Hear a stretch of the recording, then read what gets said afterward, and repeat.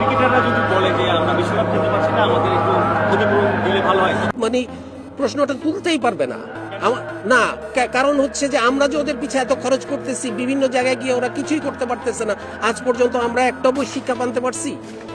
কোনো একটা জায়গায় আমরা কতটুকু কি করতে পারছি? আমরা তাহলে তো প্রত্যেকবারই আমরা বলতে পারি যে তোমরা খেলতে পারো না, তোমাদের পিছিয়ে যা খরচ করছি এটার তোমরা এবার তোমাদের কাছ থেকে আমরা নিতে থাকি, ফেরত দাও।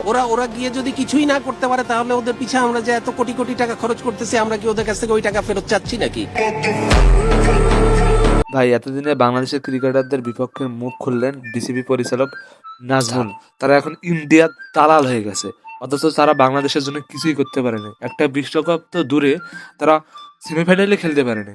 চ্যাম্পিয়ন্স ট্রফি তো কি বলবো, কোনো অবস্থাতেই তারা নেই। তারা আমাদের জন্য কি আনতে পারছে ভাই? তাদের পিছনে আমরা এত লাখ লাখ টাকা খরচ করে আমাদের কি হইতেছে? ওর থেকে যদি আমরা মাদ্রাসার ছেলেদের পিছনে এত এত টাকা খরচ করতাম, তারা আমাদের জন্য ভালো কিছু অর্জন আনতে পারতো।